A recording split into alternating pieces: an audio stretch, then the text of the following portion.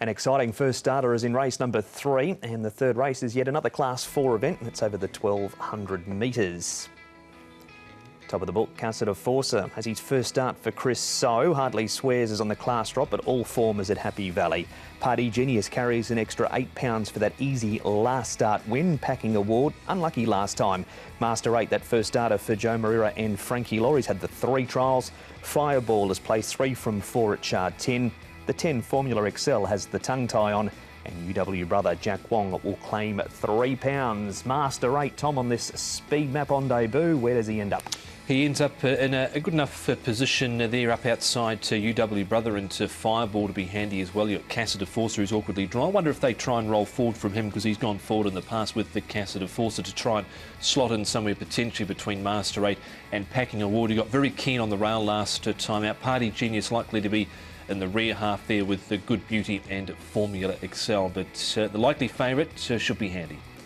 Pick up our first replay with Party Genius. Now, he was a last start winner. He's a horse that you've had time for in the past. Paul, he comes from well back in the field and he races away easily.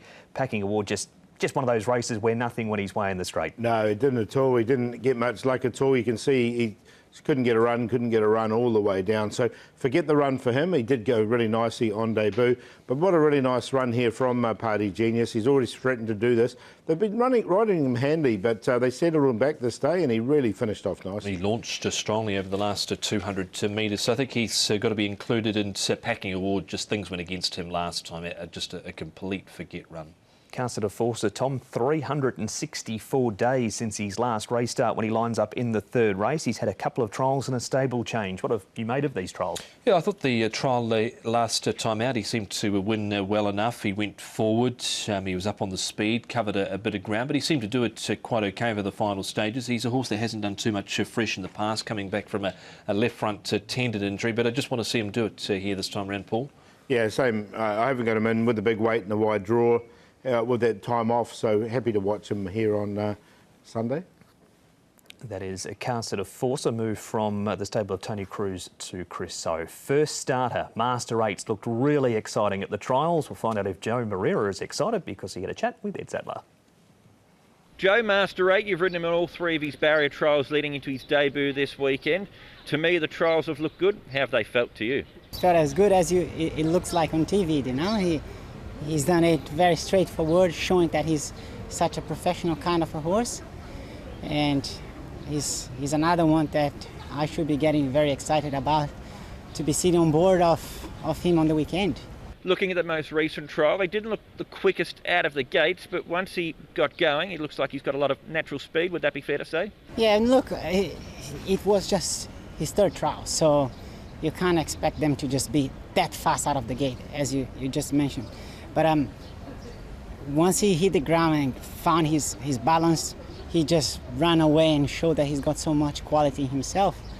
The way how he did it at the trial, I'd be very surprised if he goes out there and do not perform. So you think he'll be making a winning debut? He can be one of a kind. Of course, we got to be respecting the other horse in the race. And at the end of the day, it doesn't seem to be a very strong race. So he's going to have every chance to start off at his Hong Kong career in the best way. He's drawn 9. Would you plan to use his speed to counteract that draw, Joe?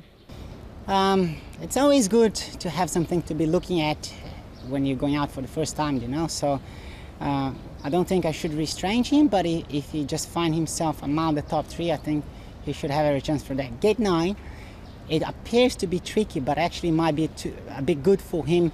So he's going to have horse on his right side, take him into the corner, and if he just showed the turn of foot that he showed at the trial, at the finishing, at the races, I think he's going to be very hard to beat.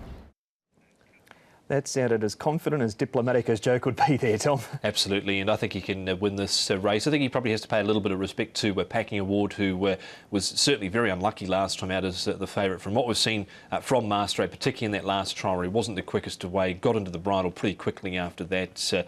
High cruising speed, he'll be tough to beat. Yeah, he's 1169 pounds, so he's quite a nice big strong horse. He's had the 3 trials to get him ready as well. And we have seen he's by Oamaru Force. We have seen the breed go well up here before. Fairy Twins in particular was quite speedy. So it is race 3, number 6 for you, Paul. Yeah, I'm going to put him on top. Be interesting to see what price he does come up. I think he'll come up quite short. He's 2.7 currently. Packing Award, though, he had no luck last time, so you can see him running another good race. Fireball has been consistent all season, and Party Genius was a strong win last time, 6-5, 7-4. Same 4 numbers. I think they're the 4 that you need. 6, 5, 7 and 4 into the race. I think drops away dramatically after those 4. Master 8, he'll be very tough to beat, I think. Packing Award needs to be respected. Beaten favourite on 2 occasions, but was badly held up last time out. Fireball's been racing good heart, and Party Genius came with a good finishing burst last time out. 6, 5, 7 and 4. It is unanimous from the boys. Master 8 to make it 1-for-1 in race number 3 at Sha Tin. He gets underway at 2 o'clock local, and a very confident Joe Moreira on board.